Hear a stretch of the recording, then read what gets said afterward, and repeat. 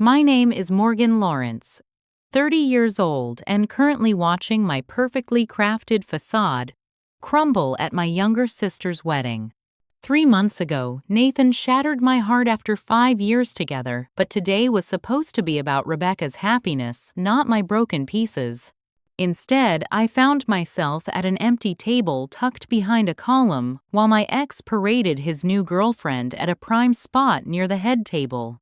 Just when I thought I couldn't sink any lower, a stranger's voice cut through my humiliation with 7 unexpected words.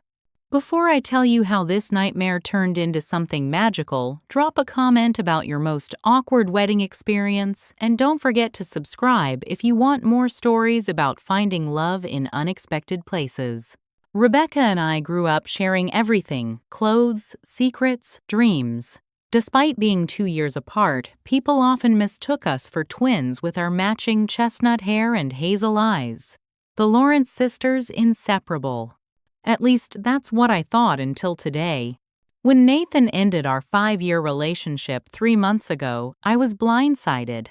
We'd been discussing marriage, even browsed engagement rings. Then, suddenly, "It's not working anymore," he said over dinner as casually as commenting on the weather. No explanation, no real closure. I later discovered through mutual friends that he'd been seeing Amanda Bailey, a 25-year-old junior at his law firm. The classic story he traded in for a newer model. A week after my breakup, Rebecca called with her big news: James had proposed. Despite my still fresh heartbreak, I squealed appropriately and promised to be the most supportive sister ever. I meant it too. Rebecca deserved her happiness, and I refused to let my personal tragedy overshadow her special time. Our parents, Harold and Diane Lawrence, had always favored Rebecca. It wasn't something we discussed openly, but it was evident in 1,000 tiny ways. The larger bedroom, the newer car for her 16th birthday, the constant praise for her achievements, while mine received polite acknowledgement. Still, I'd made peace with this dynamic years ago, most of the time. In the following months, I threw myself into helping Rebecca plan her dream wedding. I attended every cake tasting, every venue tour, every floral arrangement discussion. When she asked for my honest opinion on wedding dresses, I gave it even when it meant sitting in bridal boutiques, surrounded by happy couples, while my own wounds were still raw.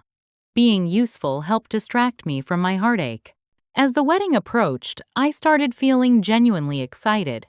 This would be my re-emergence into society post-breakup, and I was determined to show everyone, especially myself, that I was doing just fine. I spent 2 weeks hunting for the perfect dress, eventually finding a deep emerald silk that complemented my complexion and fit like it was made for me. It cost nearly a full paycheck, but the confidence boost was worth every penny. The morning of the wedding, I woke early, took extra care with my hair and makeup, and practiced my smile in the mirror. "You are strong, you are beautiful, and today is about celebrating love," I told my reflection. "Your time will come." The pep talk helped, and I felt a genuine surge of optimism as I slipped into my dress and headed out. I'd been looking forward to seeing extended family members and old friends. My best friend, Rachel Thompson, had promised to be my +1 and support system, but a family emergency had called her away at the last minute. "I'm so sorry to bail on you," she'd texted that morning. "Call me if you need anything, even if it's just to hide in the bathroom for a sanity break." I assured her I'd be fine on my own. After all, I'd known most of the guests my entire life. I arrived at the country club an hour early to help Rebecca with any last-minute details. The venue looked spectacular: white roses and silver accents everywhere, floor-to-ceiling windows overlooking manicured gardens. My sister emerged from the bridal suite looking absolutely radiant in her lace gown, and I felt a surge of genuine happiness for her. "You look amazing, Becca," I said, using my childhood nickname for her. "So do you. That color is perfect on you," she replied, hugging me carefully to avoid wrinkling her dress. "Thanks for everything, Morgan. I couldn't have done this without you." For that moment, everything felt perfect. I was genuinely happy for my sister and proud of myself for rising above my personal heartbreak to support her. I had no idea what was coming next. As guests began arriving for the reception, I headed to the seating chart display an elegant mirror with names written in calligraphy. I ran my finger down the alphabetical list, expecting to find Lawrence Morgan seated at the family table near the bride and groom. I checked once, twice, then a third time before accepting what my eyes were telling me, table 19. I glanced around the ballroom counting tables.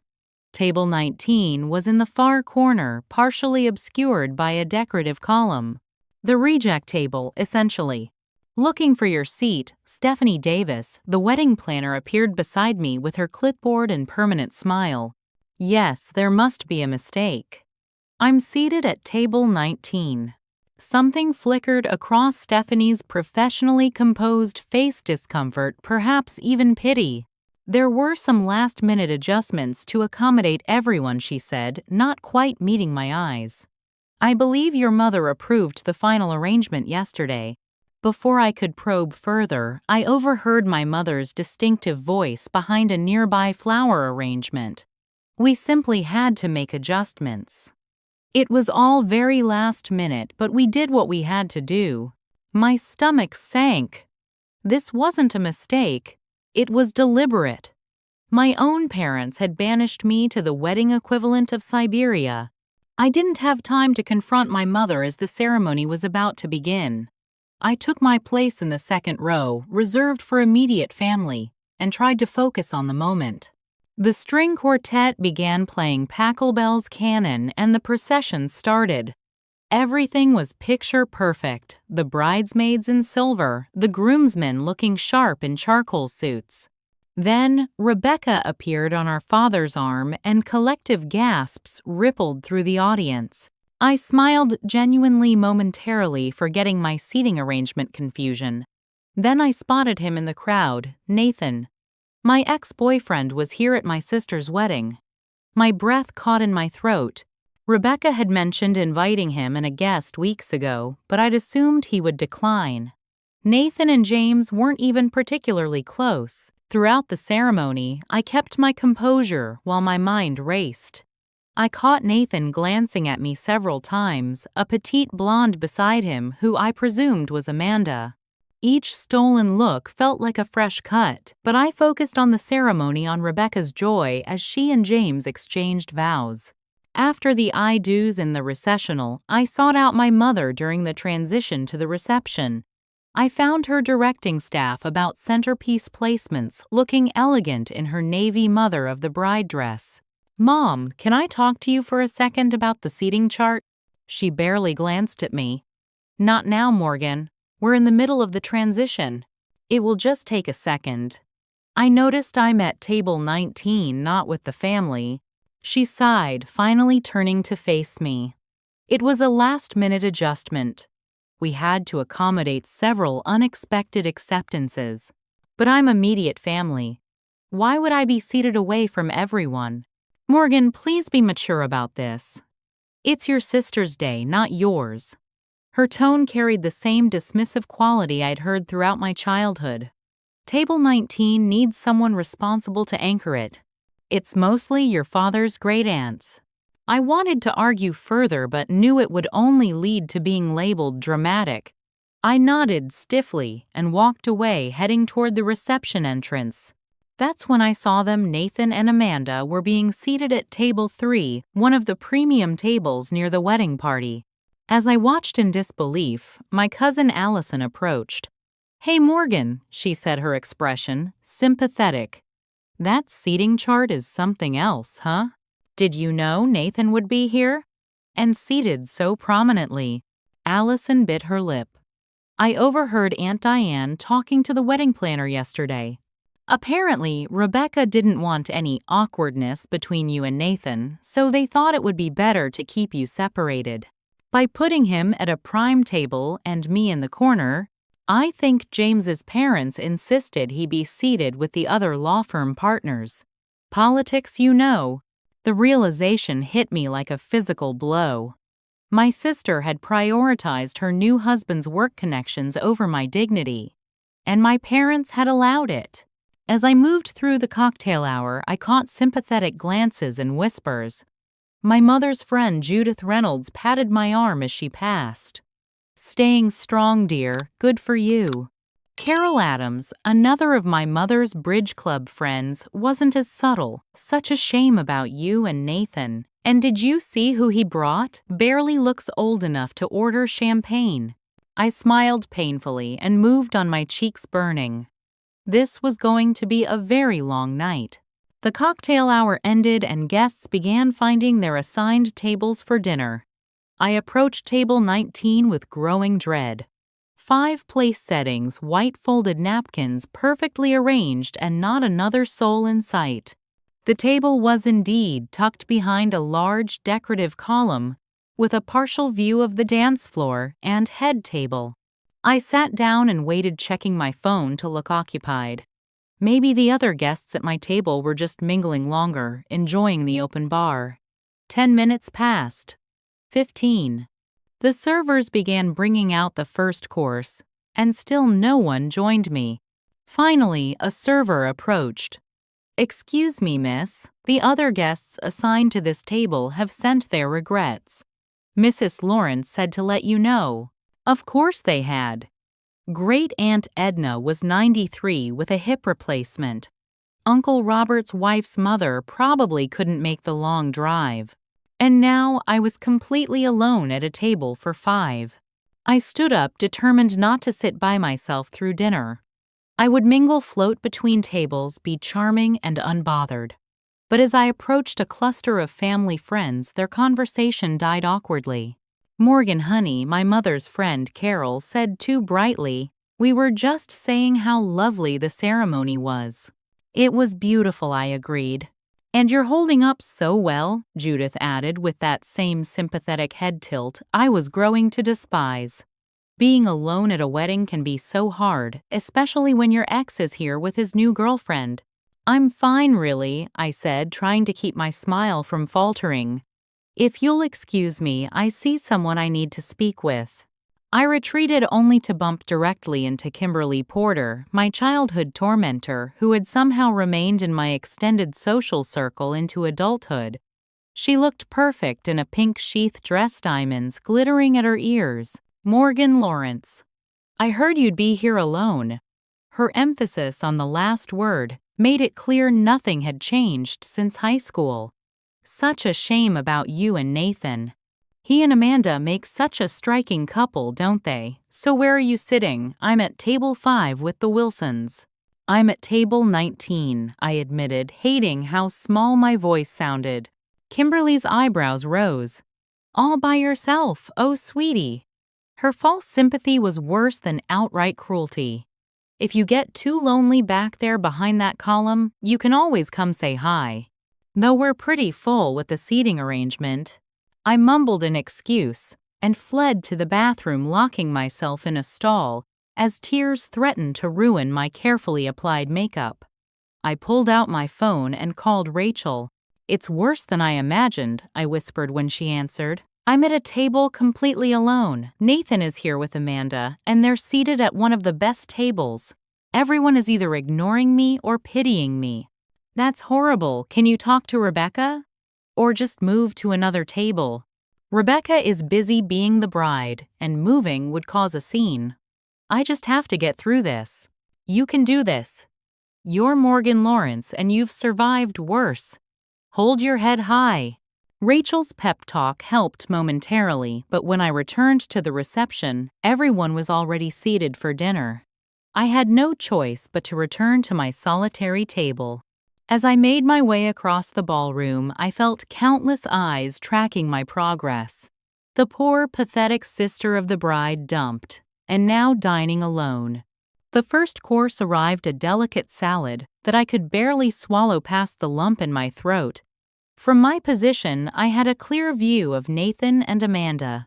She was laughing at something, he said, her hand resting on his arm. They looked happy. Legitimate. Meanwhile, I looked like I'd been stood up by 4 people simultaneously. During the main course, Rebecca made her rounds to each table, James at her side. They paused at length at tables 1 through 5, taking photos, sharing laughs. When they finally reached table 19, Rebecca seemed surprised to find me alone. "Where is everyone?" she asked, looking around as if expecting my table companions to materialize. "Apparently they all sent their regrets," I said quietly. "Oh, well, we're making good time on our rounds then," she said with a bright smile that didn't reach her eyes.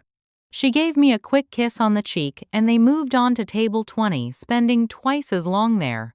My isolation was even more apparent when the photographer circled the room.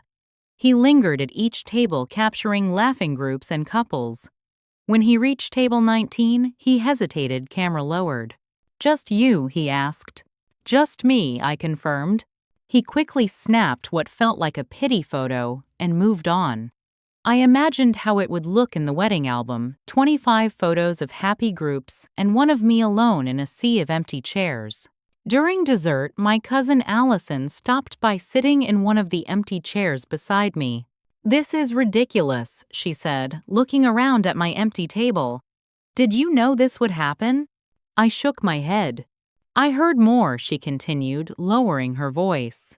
"Rebecca specifically asked the wedding planner to move your seat assignment yesterday after she found out Nathan confirmed he was bringing Amanda. She didn't want any drama that might detract from her perfect day." "She could have at least seated me with actual people," I said, fighting to keep my voice steady. "Morgan, honey," my mother's voice cut in as she appeared beside our table. "Allison, shouldn't you be at your assigned table? The speeches are about to begin." "I'm just keeping Morgan company," Allison replied defiantly. "You're causing a disruption," my mother hissed.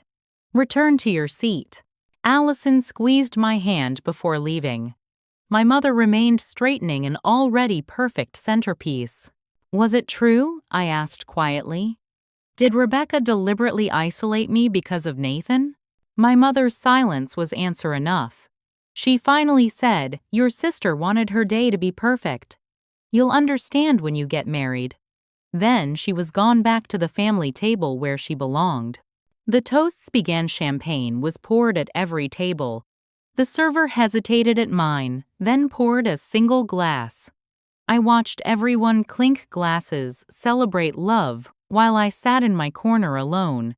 Uncle Frank, already 3 sheets to the wind, gestured toward me during a lull between speeches. "Poor Morgan," he announced loudly enough for nearby tables to hear. "All alone at the singles table. Except there aren't even any other singles."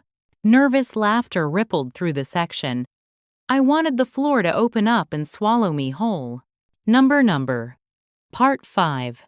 Breaking Point. After dinner, the band started playing and the dance floor filled quickly. I remained at my table watching couples sway to the music, families dancing together, everyone connected to someone else. Rebecca and James had their first dance, followed by Rebecca and my father, then James and his mother. I should have been included in the family dances. In any normal wedding, the bride's sister would be. But no one came to claim me, and I refused to pathetically insert myself where I clearly wasn't wanted. I decided I'd fulfilled my sisterly obligations. I'd shown up, smiled for photos during the ceremony, endured dinner alone. No one could fault me for leaving early. I gathered my clutch and wrap, preparing my exit strategy. Maybe I'd treat myself to room service and a bath at my hotel. As I stood, Uncle Frank spotted me from the dance floor. "Morgan, where you going? The night's just getting started." His loud voice drew attention, making several heads turn my way. "Someone dance with Morgan. She's been sitting alone all night." I froze, mortified. Before I could escape, Nathan appeared before me, Amanda at his side. "Hey, Morgan," he said, his voice carrying that awful note of pity. "Great ceremony, wasn't it?" "Beautiful," I managed. "This is Amanda," he said unnecessarily. "Nice to finally meet you," Amanda said, extending her hand. "Nathan's told me so much about you." I doubted that very much, but I shook her hand anyway. "It's so brave of you to come alone," she continued, her sympathy clearly genuine, which somehow made it worse. "I don't think I could do it.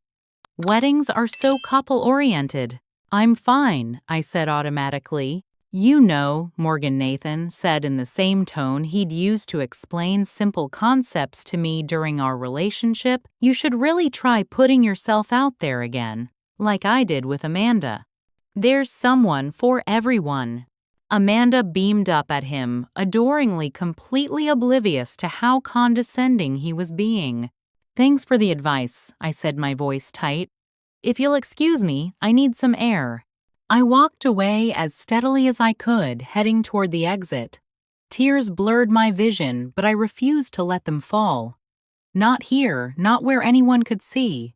I'd been strong through the ceremony, through dinner alone, through watching my family exclude me, but Nathan's patronizing advice was my breaking point.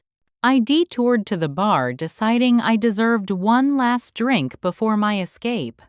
The bartender gave me a sympathetic look as he poured my gin and tonic. Two women stood nearby, not bothering to lower their voices. "That's the bride's sister," one said. "Rebecca's always been the successful one." "The pretty one too, don't you think?" "Such a shame," her friend replied. "Sitting alone all night while her ex parades his new girlfriend around. I heard he left her for that blonde at table 3. Rebecca was smart to separate them. Can you imagine the drama otherwise?" I gripped my drink so hard I thought the glass might shatter. This was what they all thought of me, the pathetic, less successful, less attractive Lawrence sister who couldn't keep her man and now couldn't even be seated with actual humans at her own sister's wedding. I downed half my drink in one swallow, the gin burning my throat. I just needed to make it to the exit to my car, then I could fall apart in private, where no one would see, no one would pity, no one would gossip. It was the lowest moment of my adult life. I felt completely betrayed by my sister, dismissed by my parents, and publicly humiliated in front of everyone I knew. I had never felt so alone. Rough night. The voice beside me was deep, unfamiliar. I turned to find a man I'd never seen before standing at the bar. Tall, with dark hair and kind eyes, wearing a perfectly tailored suit. "That obvious?" I asked, attempting a smile that felt more like a grimace. "I noticed you sitting alone during dinner," he said, signaling the bartender for a refill of my drink and something for himself. "Everything okay?" Under normal circumstances, I would have given a polite, fine thanks and moved on. But this night had broken my normal social filters, and something about this stranger's genuine concern cracked my remaining composure. "Not remotely," I admitted. "I'm the bride's sister, seated at a table by myself, while my ex and his new girlfriend get the royal treatment 10 feet from the head table." He winced sympathetically. "Ouch." "Yeah." Apparently, I was deliberately isolated to prevent any potential drama that might ruin my sister's perfect day. That's harsh. "Tell me about it." "I was just about to make my dignified exit when you stopped me. Though dignified might be a stretch at this point." He studied me for a moment, then extended his hand. "I'm Ethan Mitchell, by the way. Friend of Marcus, the band leader." "Morgan Lawrence," I replied, shaking his hand. "The sad sister of the bride?" "You don't have to be the sad sister," Ethan said, a spark of something mischief, perhaps lighting his eyes. "Look, I hope this doesn't sound weird, but act like you're with me for the rest of the night." He blinked, certain I'd misheard him. "Excuse me. I'm not hitting on you, I promise," he said quickly. "It's just I've been in your shoes.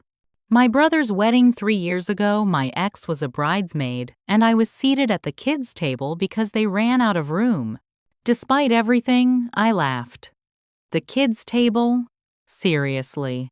14 children under 10 and me with my whiskey sour. Not my finest moment.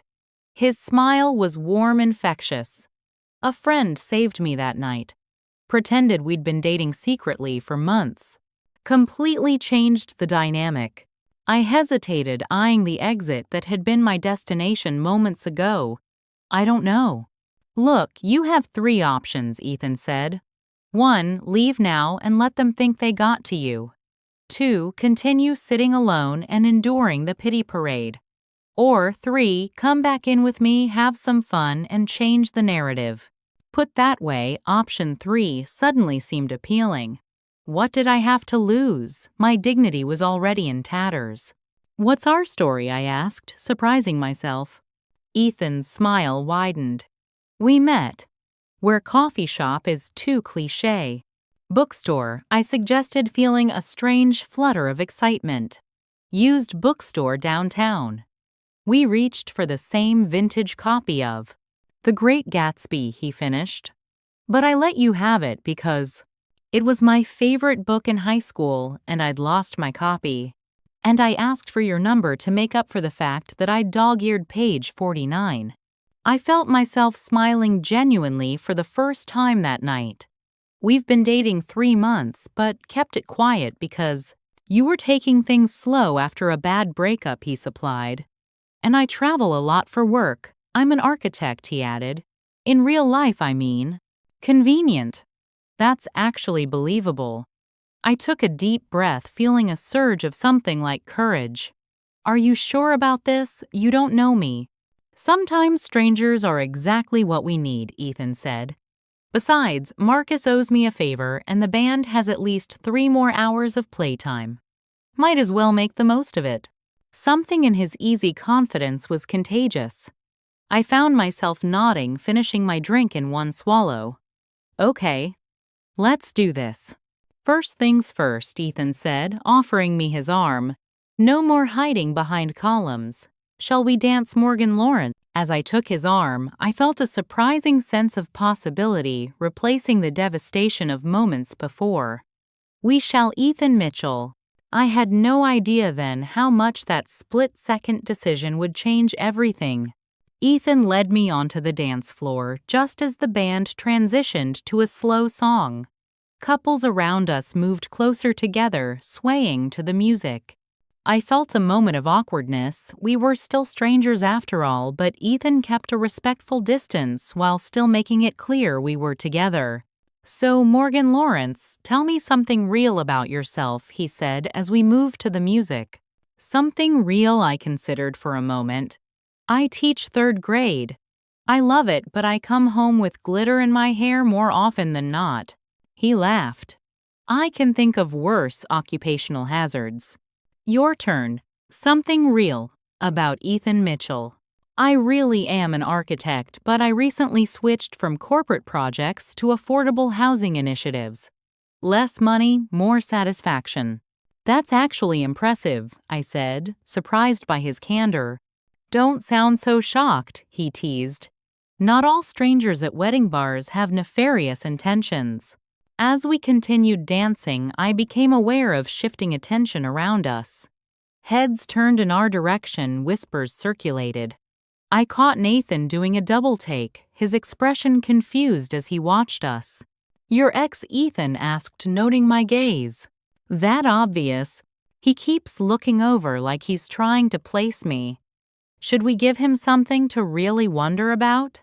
Before I could ask what he meant, Ethan twirled me expertly, then dipped me low, causing several people nearby to glance our way appreciatively. When he pulled me back up, I was laughing, the genuine kind that reaches your eyes. Where did you learn to dance like that? I asked, breathless. 6 weeks of ballroom classes before my sister's wedding. Another family obligation that turned out to be unexpectedly useful. The song ended and Ethan kept my hand in his as we moved to the edge of the dance floor. My mother materialized beside us, almost immediately, curiosity and something like relief evident in her expression. Morgan, honey, I didn't realize you brought a friend after all, she said, her eyes sweeping Ethan from head to toe with clear approval.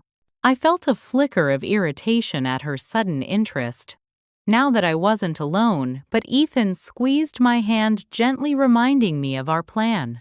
Mom, this is Ethan Mitchell. Ethan, my mother Diane Lawrence. A pleasure to meet you, Mrs. Lawrence, Ethan said smoothly.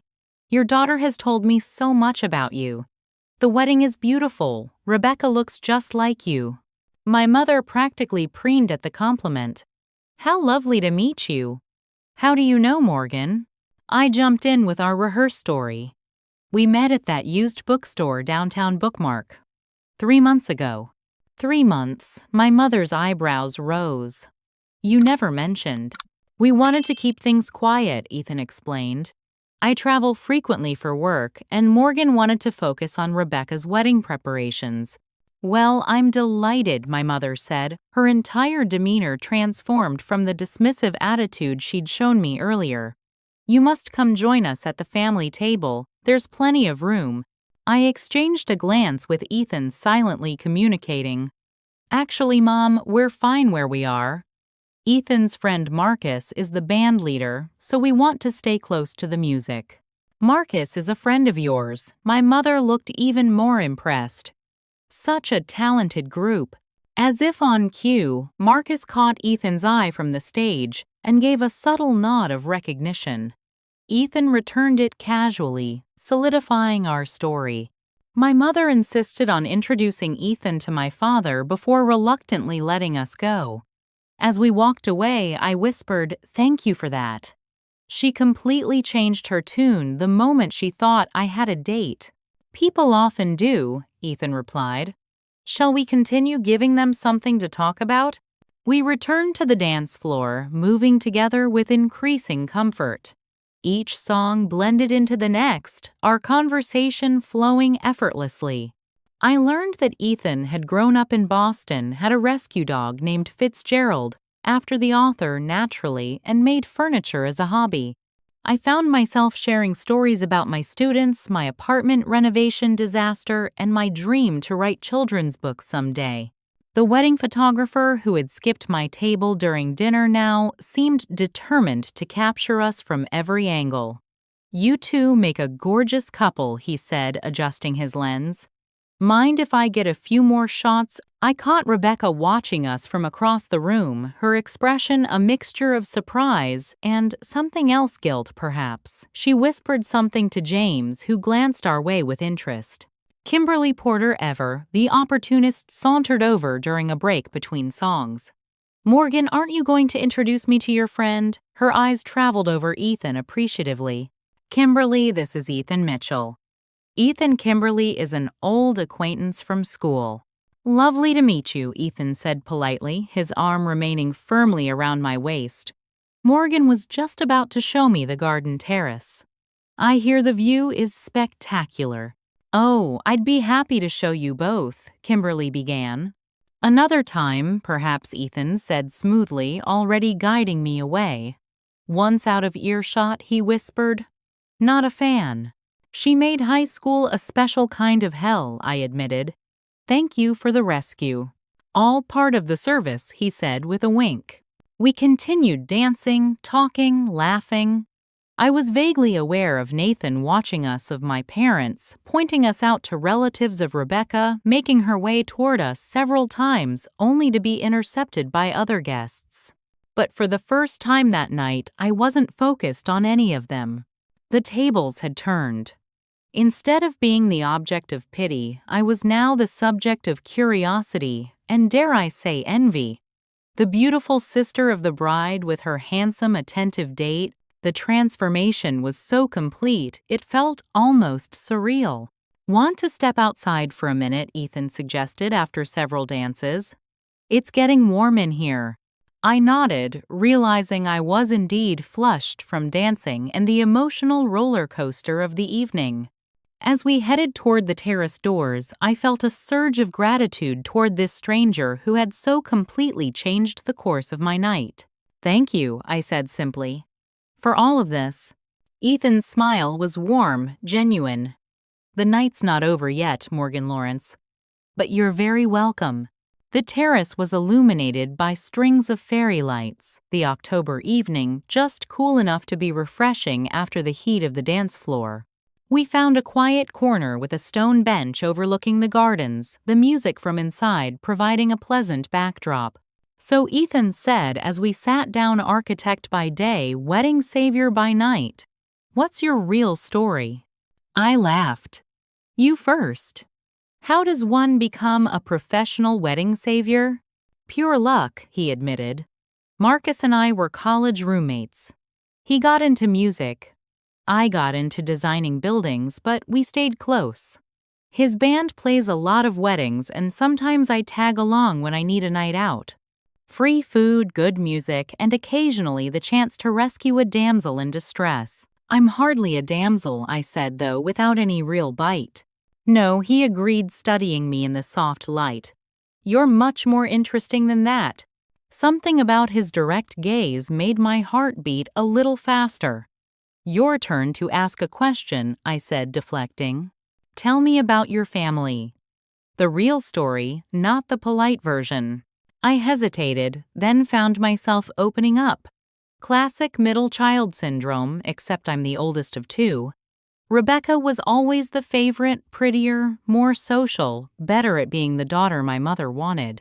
I was the bookworm, the responsible one who followed rules but never quite lived up to expectations. And yet you spent months helping plan her wedding even after your breakup. I shrugged. She's still my sister. I love her despite everything. That's remarkably generous of you considering tonight. Maybe I'm just a pushover, I said, with a self-deprecating smile. I don't think so, Ethan said thoughtfully. I think you have a capacity for forgiveness that's rare. It's a strength, not a weakness. His observation caught me off guard. Nathan had always called my tendency to forgive a weakness something to be fixed. Hearing it reframed as a strength was surprisingly affecting. What about your family? I asked. Only child. Parents divorced when I was 12. Dad remarried 3 times, Mom twice. I have step-siblings scattered across 4 states. Makes holidays interesting. Is that why you understand the wedding drama scene so well? He laughed. Partly. I've witnessed enough blended family wedding disasters to write a book. His expression grew more serious. But I also know what it's like to feel like an outsider in your own family. To be the one who doesn't quite fit the narrative everyone else is comfortable with. I felt a surprising connection in that moment, a recognition that went beyond our fabricated relationship or the strange circumstances of our meeting. It's exhausting sometimes, I admitted. Always being the one who adapts, who makes allowances. It is, he agreed. But it also gives you perspective. The ability to see family dynamics for what they are, rather than what everyone pretends they are. We fell silent for a moment, the music from inside shifting to a slower melody. What do you love about teaching, Ethan? Asked, changing the subject. The moments when a child suddenly understands something they've been struggling with. That light in their eyes. I smiled at the thought. Every day is unpredictable. Exhausting, but never boring. That sounds fulfilling in a way most jobs aren't. What about you?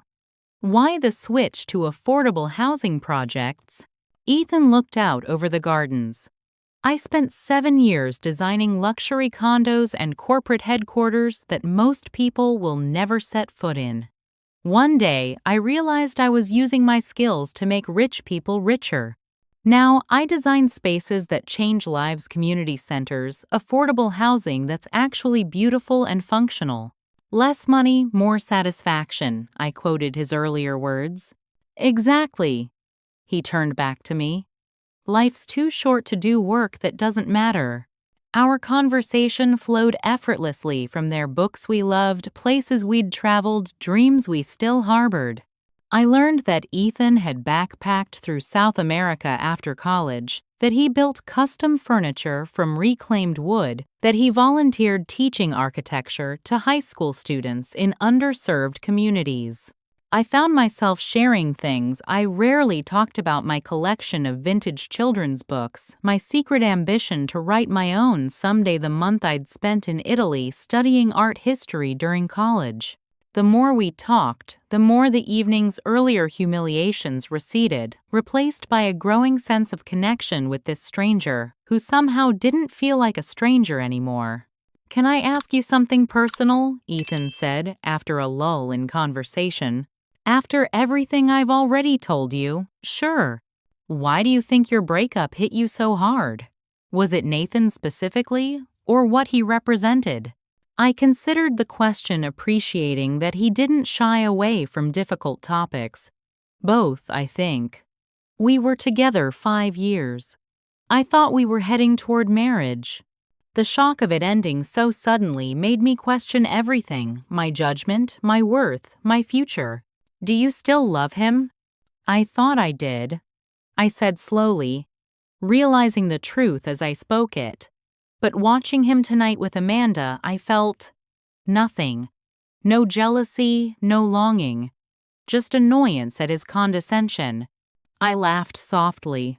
That's actually a revelation. Sometimes we mourn the future we thought we'd have more than the person we thought we'd have it with, Ethan observed. That's remarkably insightful. I have my moments, he said with a smile. The terrace door opened, spilling light and music. Rebecca stood silhouetted against the brightness, scanning the space until she spotted us. There you are, Morgan, she called, walking over. Her wedding gown seemed to glow in the fairy lights. I've been looking everywhere for you. Hey, Becca, I said, standing. This is Ethan Mitchell. Ethan, my sister, Rebecca. Congratulations, Ethan said, warmly shaking her hand. Beautiful wedding. Thank you, Rebecca said, glancing between us with obvious curiosity. We need you inside, Morgan. It's time for sister photos. I felt a flash of irritation. Sister photos, now, after I've been seated alone all evening. Rebecca had the grace to look embarrassed. I know, and I'm sorry about that. It was a mistake with the seating chart. Was it? I asked quietly. Because I heard you specifically requested I be seated away from Nathan and Amanda to avoid any drama. Rebecca's eyes widened. She glanced at Ethan, clearly uncomfortable having this conversation in front of him. It's okay, Ethan said, standing. I'll give you two a moment. He touched my arm gently. Find me inside when you're ready. I nodded gratefully, and he walked a discreet distance away, leaving Rebecca and me facing each other. It's true, isn't it? I pressed once he was out of earshot. Rebecca sighed. Yes. But it wasn't how you think. James's firm partners were all seated at table 3, and Nathan is up for partner this year. James insisted he be seated with them. I thought it would be awkward for you to be at the family table watching them all night. So instead, you put me at a table by myself, behind a column. You were supposed to be with Dad's aunts and their husbands. How was I supposed to know they'd all cancel at the last minute? You could have moved me once you knew. Or seated me with friends. Literally anywhere but alone, Rebecca. Her shoulders slumped. You're right. I was so focused on everything being perfect that I didn't think about how it would feel for you. I'm really sorry, Morgan. The apology was unexpected. Rebecca rarely admitted fault, especially to me. I understand wanting your wedding to be perfect, I said, softening slightly. But it hurt to be treated like an inconvenience. You've never been an inconvenience, she said, reaching for my hand. You're my sister. I couldn't have done any of this without you. She glanced toward Ethan, who was politely examining a potted plant. He seems nice.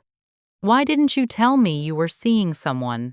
I hesitated, our fabricated story on the tip of my tongue.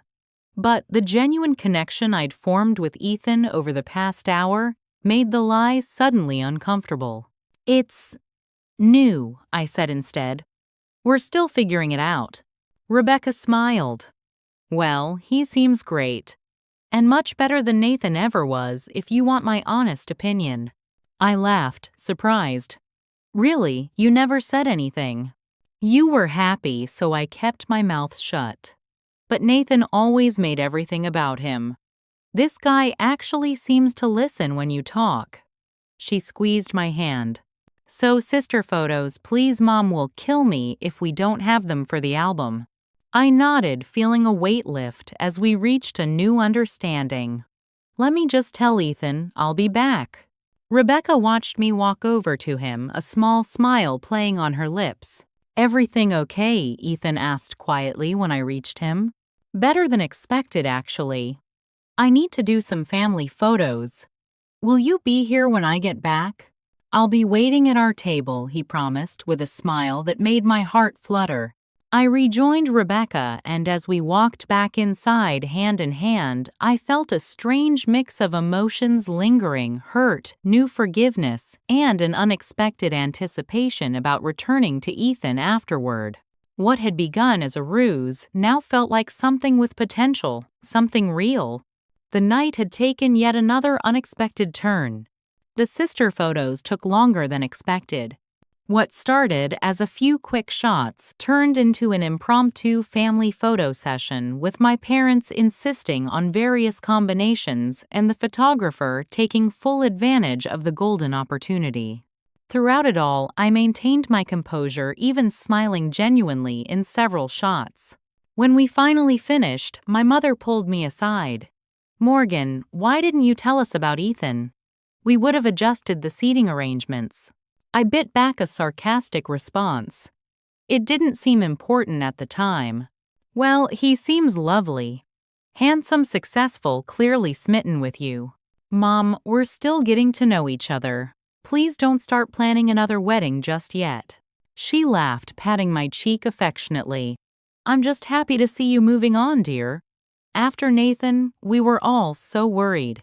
I resisted the urge to point out that their worry hadn't prevented them from isolating me at the reception, instead forcing a smile. "Thanks, Mom." My father approached, looking uncharacteristically apologetic. "Your young man seems like a fine fellow, Morgan."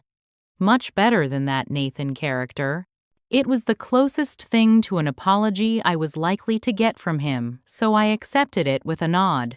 As I made my way back to the main reception, I spotted Nathan watching me from near the bar. Our eyes met briefly, and he raised his glass in acknowledgement. I returned the gesture, automatically surprised to find I felt nothing but a mild curiosity about what I'd ever seen in him.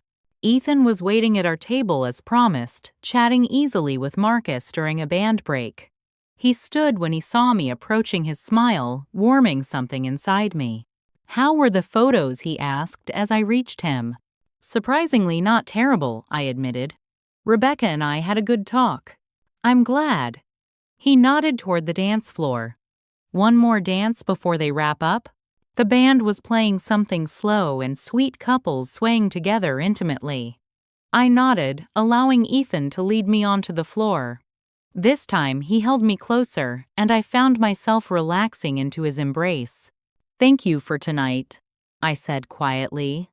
"You turned what was shaping up to be one of the worst evenings of my life into something meaningful."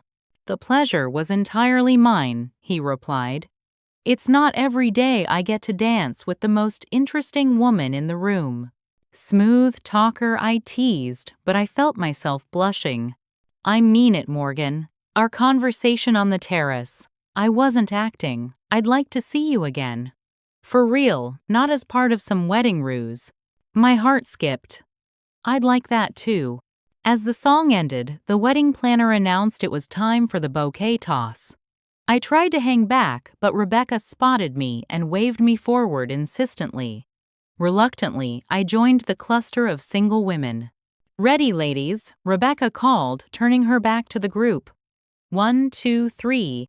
The bouquet sailed through the air in a perfect arc and somehow, despite my lack of effort or interest, landed directly in my arms.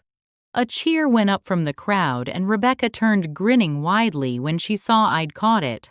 "Looks like you're next, sis," she called, winking at Ethan, who stood nearby looking amused. I felt my face flame but managed a good-natured smile, clutching the bouquet as I made my way back to Ethan. "Don't worry," he said with a laugh as I approached. "I don't expect a proposal just because you caught some flowers." "Good, because that would be a deal-breaker," I replied, relaxing into our easy banter. As the reception wound down, we exchanged real phone numbers, the pretense of our relationship giving way to genuine interest. Coffee next weekend, Ethan suggested. I know a place that isn't a cliché bookstore. I'd like that, I said, feeling a flutter of anticipation. My mother swooped in for final goodbyes, hugging me tightly. Don't be a stranger, dear. Bring Ethan for Sunday dinner soon.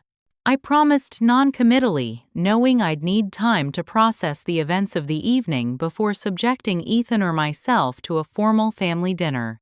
Rebecca caught me at the exit, pulling me into a fierce hug. I really am sorry, Morgan. For everything. You deserved better tonight. It's okay, I said, and was surprised to realize I meant it.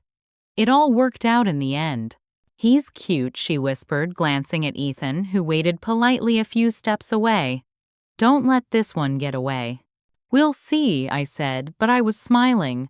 As Ethan walked me to my car, a comfortable silence settled between us. So he said, finally, was it worth staying? I considered the question, thinking about how different the night had turned out from my expectations. Definitely. Though I'm still processing everything. That's fair. It was an eventful evening. We reached my car and I turned to face him.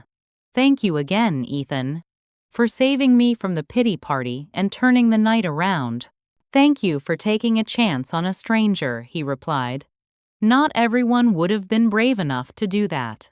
There was a moment of hesitation, both of us aware of the attraction building between us, but conscious of how new and unexpected it was.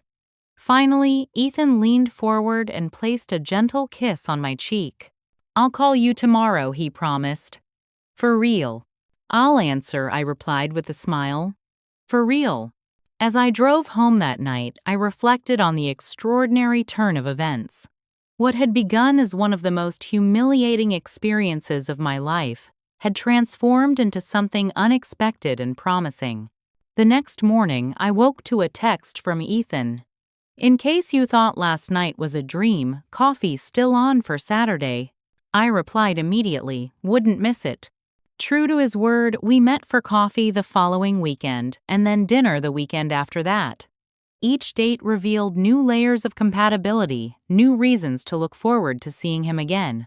3 months after the wedding, Ethan and I were officially a couple. My relationship with my family had evolved too. Rebecca and I spoke more openly than we ever had before, acknowledging the dynamics that had shaped our relationship and working to build something healthier. My parents, impressed by Ethan, and perhaps a bit chastened by their behavior at the wedding, made more of an effort to connect with me as an individual, not just as Rebecca's sister. As for Nathan, I ran into him and Amanda at a restaurant about a month after the wedding. The awkwardness I'd feared never materialized. Instead, I felt a peaceful indifference. We exchanged pleasantries and I walked away feeling nothing but gratitude for the ending that had led me to a new beginning. The experience taught me valuable lessons about dignity, self-worth, and the unexpected ways life can change course. I learned that sometimes hitting rock bottom is necessary before you can truly rise. I discovered that family relationships can evolve and heal with honest communication. Most importantly, I found that being vulnerable enough to accept help even from a stranger can open doors you never knew existed. Ethan and I are still writing our story, one coffee date, one dinner, one adventure at a time. I don't know where it will lead, but I'm enjoying the journey with a new sense of confidence and openness to possibilities. Sometimes the worst moments of our lives become turning points that lead us exactly where we need to go. My sister's wedding began as a humiliation, but ended as the first chapter of a new story, one I'm excited to continue living. So have you ever had a moment of public embarrassment turn into something unexpectedly wonderful? Drop a comment below and share your story. Don't forget to like and subscribe for more tales about finding strength in vulnerable moments. And remember, sometimes the best new beginnings come disguised as painful endings. Thank you for watching, and may you find your own silver linings in life's challenging moments.